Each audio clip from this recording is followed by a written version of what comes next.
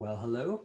I think this is working. As somebody said the other day, a friend Stephen, that I always look surprised when this works. So every Facebook Live begins with me kind of going, "Wow, is this technology actually doing what it says it does?" It still amazes me. Well, thank you for checking in. Facebook Live have started to do a thing where you can actually tell people in advance whenever you're going to do one of these.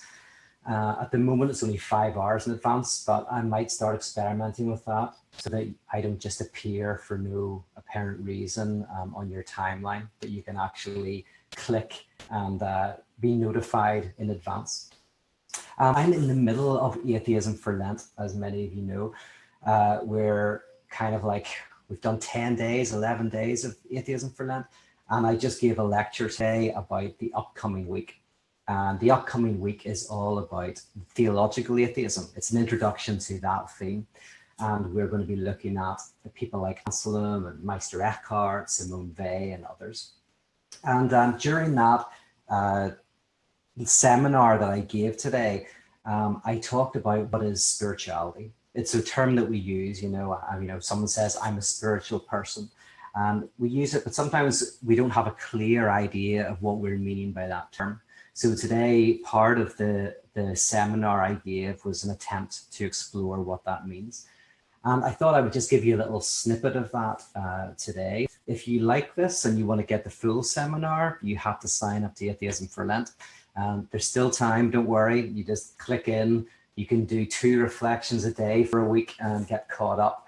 And of course, you have everything for life. So even if you don't get everything done, you can have it all sitting there on your computer for whenever you have the time to do it. It's been a really fun experience, very emotional for some people, very unsettling for many of us, but hopefully it's also been really enjoyable. So spirituality. Okay, I mean, broadly speaking, let's start in a simple way and say there is material world. And in the material world, I mean by that, the world that we can measure, that we can experience with our senses, or that we can experience through technology that helps enhance our senses. It's the world of stuff, rocks and riverbeds and computers and beds and walls and everything, the material that makes up our universe. Everything from the furthest planet to our own heart. That's the material world. And then you could say that the spiritual is the name that's given to anything that is not reducible to the material world. Anything that somehow transgresses, is in excess of, anything that cannot be measured by our senses and by technology, right? Now, of course, you could start off by saying, well, is there even a spiritual dimension? And that's a very important point. I mean, you could take a position, a very basic materialist position, and say that materiality is all there is. A good example of that would be the French scientist Laplace. Laplace has a famous thought experiment, and it's called Laplace's demon, where he imagined a demon or an all-powerful person, a person who could know the position and the momentum of every atom in the present. So imagine right now, you were able to know with absolute certainty the momentum and the position of every atom in the universe, right? Laplace says that if you were able to know all of that and you had a large enough brain, you would be able to tell everything about the past and everything about the future. Because the present moment is the effect of previous causes. And everything that's going to happen in the future will be an effect of this cause. That's the present, right? An interesting experiment, a very crude kind of materialism that says it's a form of, probably I think Laplace is the first determinist in the sense of to write a very systematic and clear definition of a deterministic universe. Right? That's the material universe. So then spirituality at its most basic is a name that's given to someone who orients themselves towards or who thinks about what transcends or is outside of the realm of thinghood. That some no thing. It's very hard to find words to describe this, because in a sense, you're orienting yourself to the outside of the material world. Now, there's three ways that you can understand this, broadly speaking. Three types of spirituality. Okay, the one that most of us know, and probably the one that's got has been around the longest, is that of mysticism. Mysticism says that there is something that transcends the material world. There is a realm that is completely beyond finding out, beyond our intellectual capacities or our abilities to experience, that transcends us. This hyper reality that cannot be directly known, but only indirectly inferred. And that was the subject matter of Atheism for Lent today, the talk I gave. But then there are the existentialists. And their idea of spirituality is not the divine ascent of someone like Pseudo-Dionysius, who says that, as we, he wrote a book on the symbolism of God, where there's lots of words we can give God. God is a man, God is a woman, God is angry, God is a peacemaker, God has a womb, God gets drunk. Pseudo-Dionysius says, you can say God gets drunk and God has a hangover. I'm guessing he's referencing some verse in the Bible somewhere. You could have a million different ways of describing this reality that transcends us. But then Pseudo-Dionysius says, okay, but when you get to the next level, and he wrote this other book, and this ascent, you have to get rid of a lot of that. And you use words like God is existent, or being, or love. And you use a lot fewer words. And then he says, as you ascend more, you lose words altogether. You enter into a learned ignorance. All words and experiences fall to the wayside. So that's the hyper being, the divine ascent. The existentialists, they do a descent. They don't go higher, they go lower. For them, there is a reality that precedes everything, out of which subject and object arise, out of which the universe arises. And there's no reversibility, so we can't just go back and predict what that is. And that is the idea of the absolute as the ground of being, right? As this ground. And so we can never talk about it, because as soon as you talk about what this ground is, there's me, a subject, who's asking a question about an object, which is what this ground is, say God, what is God? And as soon as you do that, you make a subject-object distinction, and you're no longer talking about the ground of being.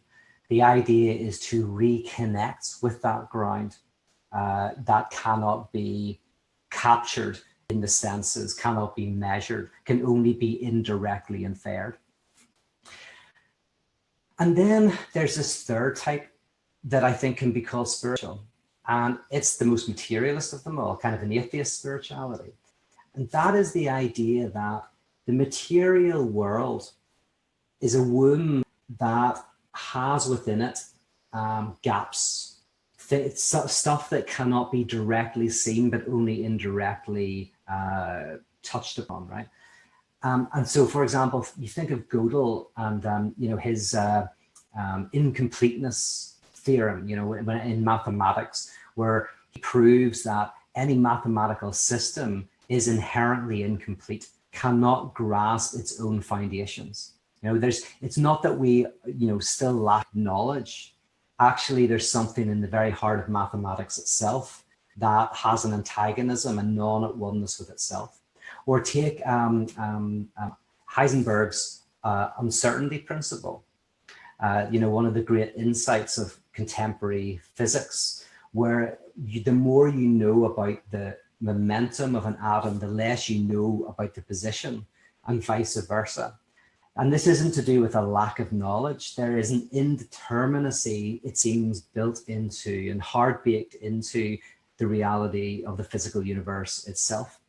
Hegel, the philosopher, also explores this idea that there is a non-at-oneness in the universe. That means that Laplace, you cannot know everything because the universe has novelty built into its heart. So these are three different ways you can think of spirituality, because they are three different ways of trying to comport oneself toward that which is not exhausted within the material world. Now, interestingly, the first is very traditionally theistic. You know, it's generally involves belief in God or a spiritual realm that is above us, like the angels and demons and all of that. The existential one is weirdly not that, but you don't know if it's theist or atheist, really. It's this, you know, the idea that at the ground of all reality is something that is not contained by that reality. So, you know, that the existential spirituality is kind of like, you know, it's agnostic, let's put it that way, or agnostic, I should say. Agnosticism is where you just don't ask those kinds of questions. There is a sense in which there is a ground out of which everything arises, and we try to be sensitive to that ground, but it's not a commitment to some sort of necessarily heavenly angelic realm. And then the third is the most standardly atheistic, where, you know, you can embrace the idea of a universe that is what in philosophy could be called a non-totalizing universe, or a universe that has antagonism built into its heart, so a non-at-oneness. You know, you get there through, I mean, the unconscious, the Lacanian unconscious is an example. The unconscious doesn't exist. Freud, at times, it looked like he really believed that the unconscious was something. But the idea is, no, you don't break open the brain and find the unconscious in some area. The unconscious doesn't exist.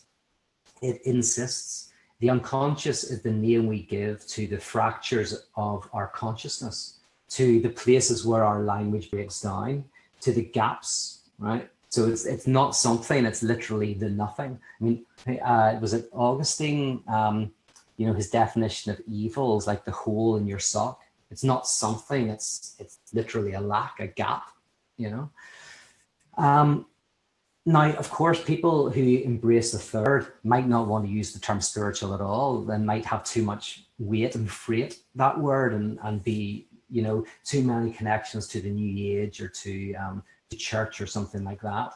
You know, for someone who is a materialist, they might not want to call themselves spiritual, because what they're comporting themselves towards, what they're interested in is you know, the lack or the gap within the physical universe itself. But actually, I think technically from a philosophical position, you can say they're all forms of spirituality. If you define spirituality, as I say, as having a position toward, intending toward that which is not captured in brute reality, in the material world itself. And in a sense, theology can be described as the science that in which one considers this type of transcendent reality. Even words like reality are problematic. So you could call it the real, that which transcends all experience and language, that might be because it's so far beyond us, so far beneath us, or deeply embedded within the material universe itself. And so spirituality is not the, it's not owned by, you know, any particular atheism or theism or agnosticism. I think a better way of thinking about it is it's a form of openness to that which can rupture what is, to the not yet, to the invisible, in a sense. Okay, so there's just some thoughts on spirituality. Again, just very simply, there is the material world, the world of everything we see, gravity and planets and all of that. Then the spiritual is usually the name given to the idea that there is some no thing, some real, that is not reducible to the material world. And if you kind of like go with that, then there's like broadly three different ways you think about that. That there is a real that is beyond us all, higher, you know, like the divine ascent, right? Or there is a ground out of which everything arises, or the more materialist one, which is, yes, what we have is purely the material world, but the material world itself has cracks and fissures, tensions, antagonisms, and the spiritual is giving yourself over to those. Now, there's a whole pile of practical things come out of this. I'll mention one, and then maybe I'll do another Facebook Live about it some other day. But you know, one of the things that comes out of this is to be spiritual. Then is to believe that new worlds are possible, and to give yourself over to the rupturing of present worlds, political, ideological systems, with the idea that new systems and new worlds can be opened up, which themselves will then have to be deconstructed for future worlds. And that actually what one does is one gives oneself over to this process of recreation and development and transformation, rather than just kind of falling for the idea that the universe is just what it is. Everything happens the way it happens. And, you know, we are just a cog in the wheel. So to be spiritual, in a sense, politically speaking, means to have a radical commitment to novelty and transformation and change. I mean, evolution itself is an example of this, that the being is not at one with itself. So there's all these antagonisms, and these antagonisms give rise to conflicts, but that give rise to new organisms, new possibilities, and new worlds. So there you go. All right, let's see if anybody said anything.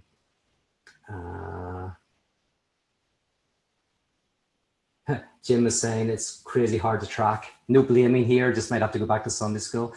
Well, I don't know if they'll teach that in Sunday school, I gotta say. So yeah, it's, I'm kind of trying to give a little bit of a more, complicated kind of understanding of spirituality, because I think it's important. But you can go back and listen to this if you want. Let's see, some questions. Is the existential panentheist? No, not necessarily. I mean, I often think of the existentialists as kind of trying to avoid those traditional metaphysical questions. So they're not theist or pantheist or panentheist, or henotheists or whatever. They, it's like Heidegger's viewing of a ground of being has no notion of God within it at all, really. But it is this sense in which everything is held together. So like Heidegger says, all beings, all things all have in common capital B, being, but you don't see that. That's just what everything has in common. And for him, what you want to do is reconnect with that, which for him kind of partly means sometimes poetry, meditation, looking at a tree and not seeing a tree, looking at it until it becomes a portal to the nature of the universe itself. I mean, that's a very simplistic reading of Heidegger, but yeah, the existentialists who talk about this ground of being, they don't fit neatly into any of those kind of, I think, categories. That's more in line with the first one that I mentioned. That's what I kind of think anyway. Let's see.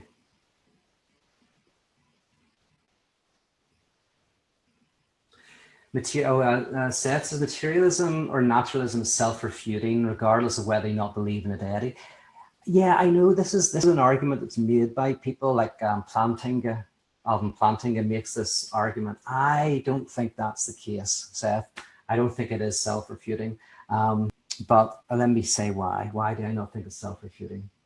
That would take a long time. We'd have to describe naturalism and all of that. But the long and short is I don't think it is. But you could be right. If we were sitting in the pub, we could have a long discussion about it. Lots of people from all over the world here joining us again. That's good to see. Oh yeah, Mark's making the same kind of comment as Seth, maybe not as strongly put. Do you think the phrase or concept purely material is implausible?